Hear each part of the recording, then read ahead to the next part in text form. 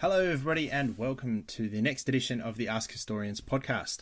I am Taz from Taz, aka Taz Stacey in r/outside.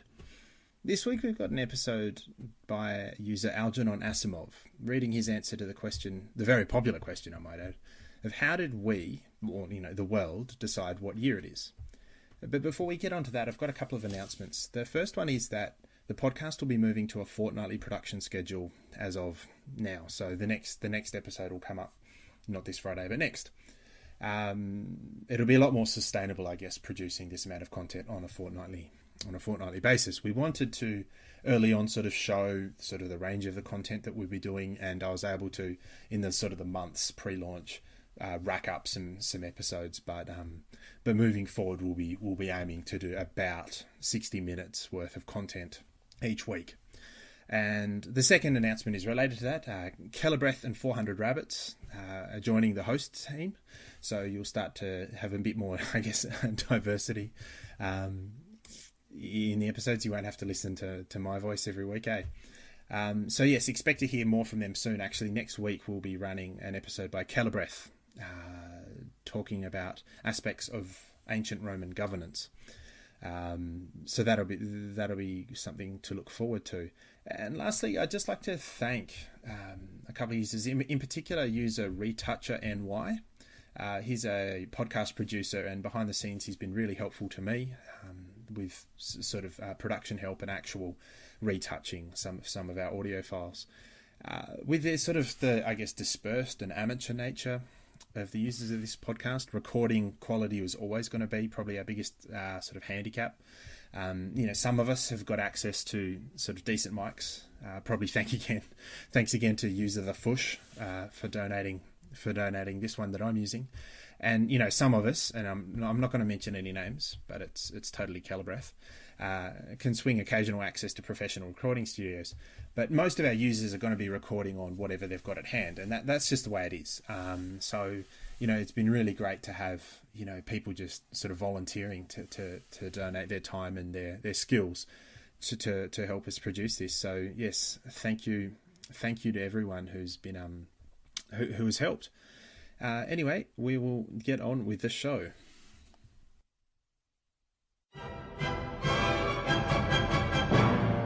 Welcome to the Ask Historians podcast.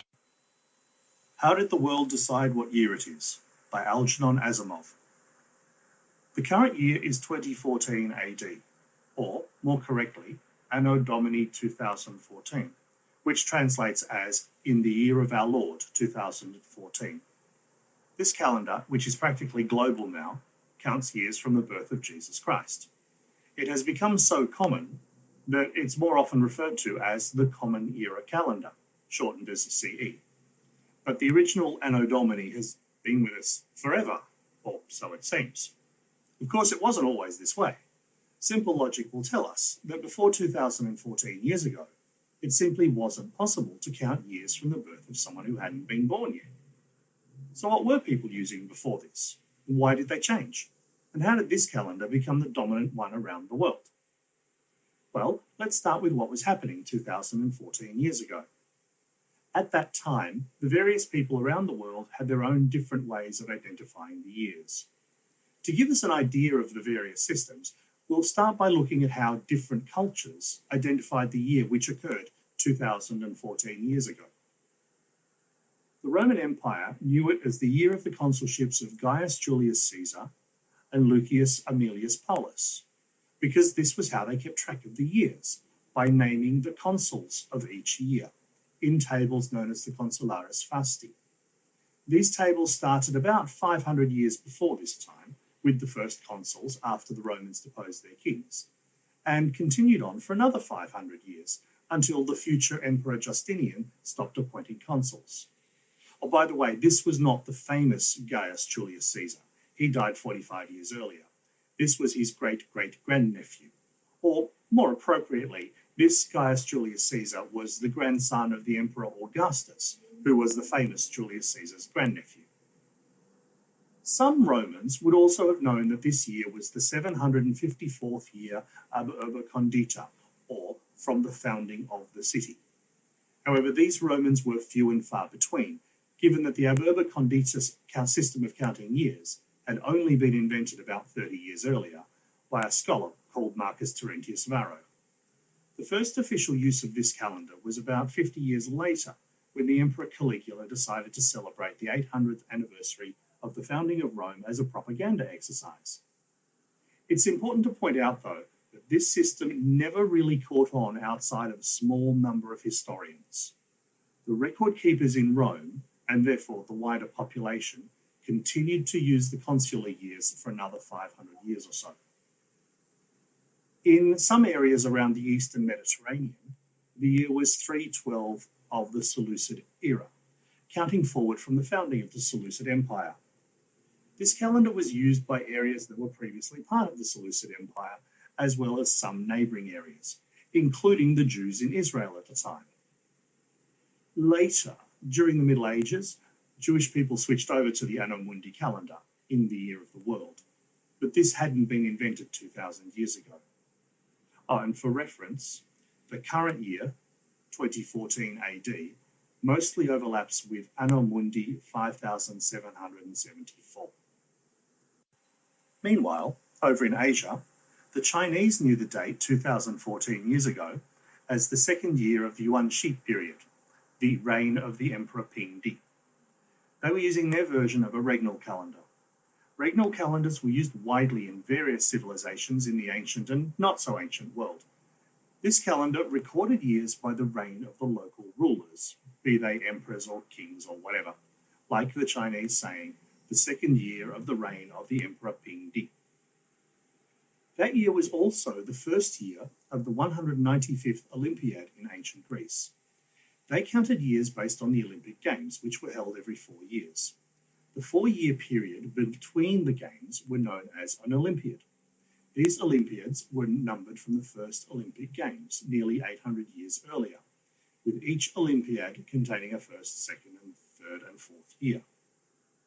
And not to leave out the Americans, the Mayan people counted that year as Baktun 7, Katun 17, Tun 18 in their so-called long count calendar.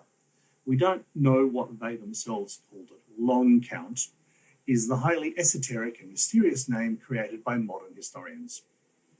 The Mayan calendar involved cycles upon cycles upon cycles. The Mayan name for a day was kin. 20 kins make 1 winal.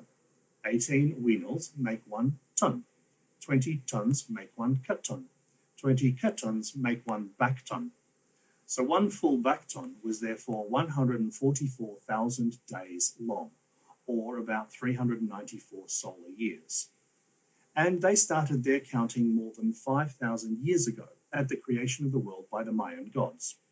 So the year 2014 years ago from today was the 18th ton of the 17th katon of the 7th bakton since they started counting. As we've seen, 2014 years ago, no one actually used the Anno Domini calendar. This wasn't invented until more than 5 centuries later. It all started about 1,500 years ago with a monk called Dionysius Exiguus, or Dennis the Little in English. Dionysius was working on how to keep track of when Easter fell each year. Easter was the most important date in the Christian world, being the date that Jesus was crucified. However, it was quite difficult to work out exactly when this was each year because it coincided with the Jewish festival of Pesach, or Passover, which starts on the 15th day of the month of Nisan, the first month of the Jewish year. Because the Jewish calendar is a lunar calendar and not a solar one, the month of Nisan fluctuates between a range of days with regard to a solar calendar. For instance, according to our current Gregorian calendar, the month of Nisan can start within a range from the 3rd of March to the 1st of April.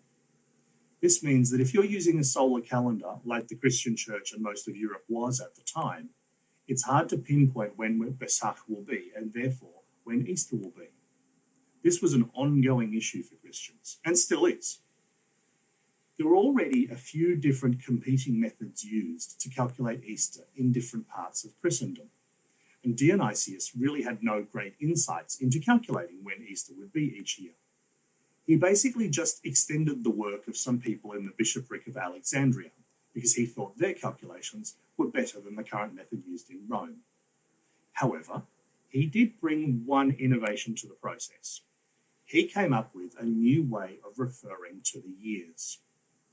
His main reason for doing this seems to have been because he didn't like the person used as a reference point for the year counting system that the current Easter tables used.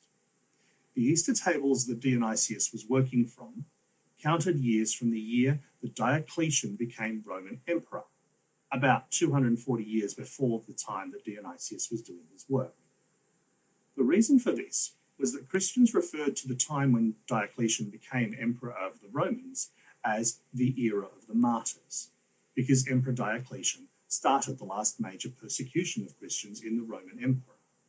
And this tradition of counting years by the era of the martyrs just hadn't stopped yet, even after 2.5 centuries. Traditions do tend to carry on long after their original usefulness is over. So, Dionysius wanted a better year numbering system for these tables, one that didn't commemorate someone who persecuted the Christians. Instead, he decided to start counting years from Jesus Christ's birth. He calculated that Jesus had been born 525 years before the year he was doing this work. So Dionysius called his current year 525 in the year of our Lord, in Latin, Anno Domini. By the way, Dionysius got it wrong. We now believe that Jesus was probably born about 4 to 7 years earlier than Dionysius calculated. Actually, that's not quite true. There have always been people who believe that Jesus was born earlier than the year Dionysius picked. The evidence was right there in the Bible for all Christendom to see. Young Jesus was reported in 2 separate Gospels as being born during the reign of King Herod the Great. Well, Herod died in the year we now call 4 BC. Anyone who wanted to do the calculations knew when Jesus was born and when he wasn't. So why did Dionysius pick a year that was contradicted by his own Bible? Well, because of something decidedly non-Christian called the Great Year. This was actually a confusing amalgamation of 2 separate astronomical facts. Let's digress for a moment.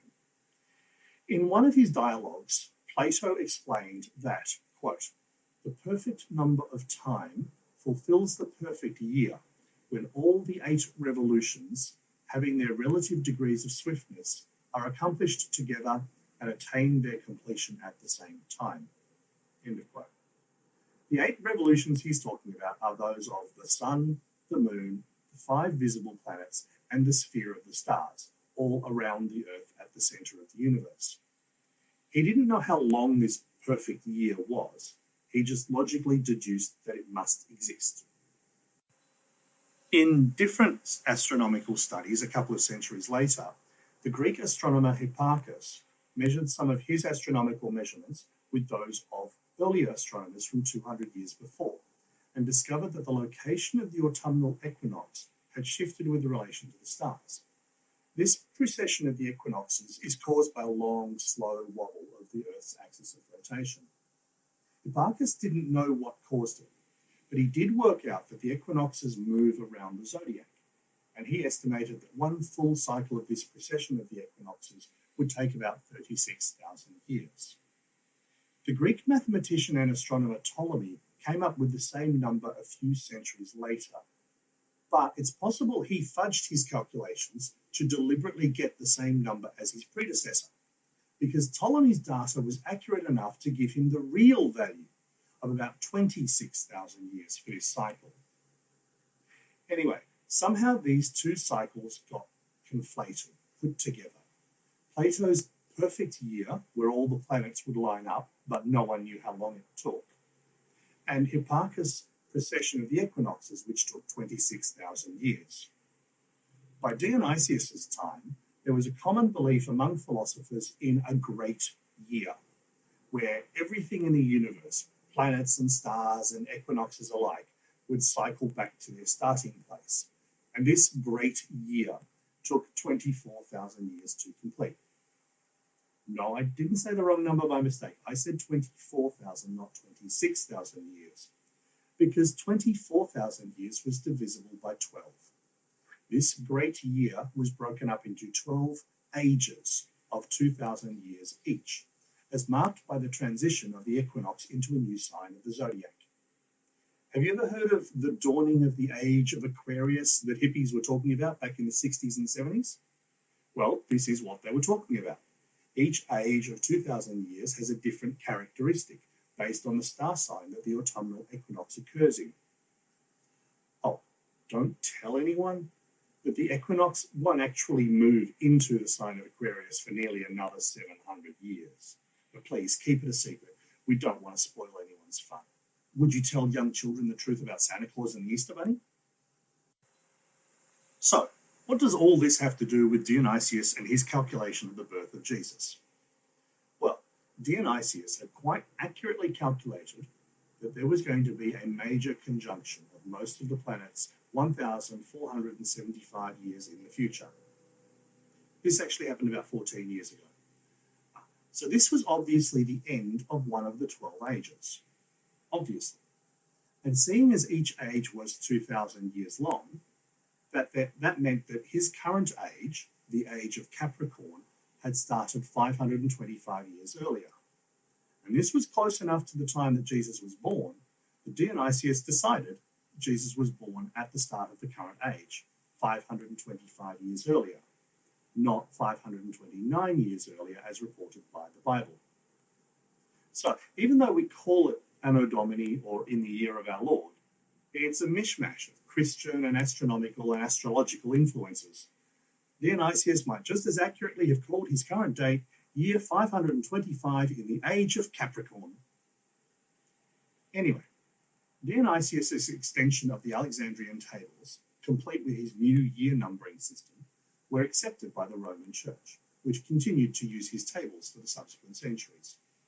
And gradually, various churches across Christendom gave up their own local methods for calculating Easter in favour of the Alexandrian tables, which Dionysius had extended and the Roman Church had accepted. About 200 years later, something happened which brought the Anno Domini counting system out of the darkness of monasteries and churches, where it was used only by religious officials in their esoteric calculations of Easter to come, and set it on its path to global domination. So the British Church had adopted these tables about 130 years after Dionysius' time, in 664 AD. Then, 70 years after that, the Venerable Bede, an English monk and historian, used Dionysius' year numbering in his historical work, Historia Ecclesiastica Gentis Anglorum, or Ecclesiastical History of the English People. This was a history of the English people from the time of Julius Caesar's invasion up to the current day, about 800 years in all. And throughout this work, Bede referred to years as Anno ab Incarnatione Domini, in the year from the incarnation of the Lord. Bede also added an innovation of his own. Because this Anno Domini system had only ever been used for calculating future Easters up till this time, no one had ever given any consideration to how to identify years before Jesus was born in this system. However, Bede was starting his history of England with Caesar's invasion, which occurred before Jesus' birth. Bede used two methods to identify this event.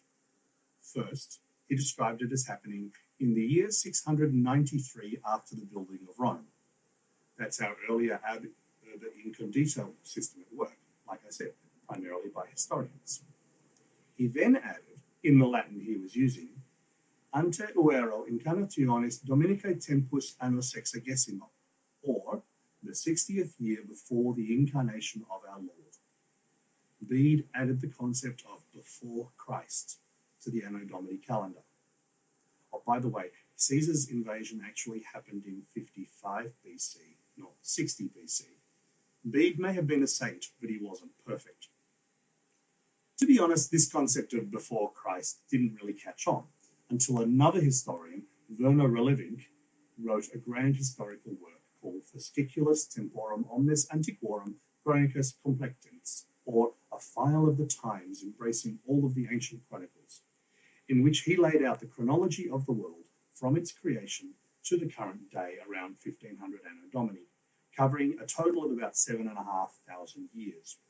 And because the majority of the events he listed occurred before the birth of Christ, Relevant used the before Christ numbering system quite extensively. It's important to note that there is no year zero in this system. The year that Jesus was supposedly born is the year 1 in the year of our Lord. The year immediately preceding this is the first year before Christ. No year zero. However, long before this before Christ edition became common, Dionysius' original Anno Domini year counting system, as used by the Venerable Bede in his History of the English People, had already been spreading throughout Europe. For instance, Charlemagne used it in his Holy Roman Empire, starting from around 800 AD, which made it more well known across Europe. Ironically, the Catholic Church, which used the Anno Domini year counting system for its calculations of Easter, didn't start using it for dating documents until after the Holy Roman Empire did. The last Western European country to adopt the Anno Domini system was Portugal in 1422 AD. The Eastern European countries, with their dominant Eastern Orthodox Church, resisted using this Catholic year counting system until much later. Russia was the first such country to adopt it in 1700 AD. Other Eastern European countries were still adopting it as late as the 20th century, only when they adopted the Gregorian calendar, which used the Anno Domini year counting system. And those Eastern European countries were merely given in to the inevitable. With the waves of European colonization around the world in the centuries since the Renaissance, the Gregorian calendar and the Anno Domini year counting system it used had spread around the world. Eventually, it reached critical mass. So many countries were using it either as their official calendar or as an unofficial alternative that it was more convenient for the holdouts to switch over. So during the 1800s and 1900s, many non-European countries adopted the Gregorian calendar and its Anno Domini numbering system, so that it became the default world standard. It's important to point out that, strictly speaking, there is no official standard calendar for use around the whole world. However, the Gregorian calendar, with its accompanying Anno Domini year counting system, might as well be official. It's used by almost every country in the world. It's used by the United Nations and the Universal Postal Union, which is the umbrella agency that coordinates all postal policies around the world. And it's embedded in ISO 8601, the international standard for representing date times. And that's why most of the world counts years from the supposed birth of a religious figure in the Middle East. You've been listening to the Ask Historians podcast. For more history like this, visit us at reddit.com/r/AskHistorians and ask over 100 historians and enthusiasts anything you wanted to know in history. Find us on Twitter as @AskHistorians and subscribe to the show on iTunes. Or visit askhistorians.libsyn.com. Thank you very much for listening, and join us next time on the Ask Historians podcast.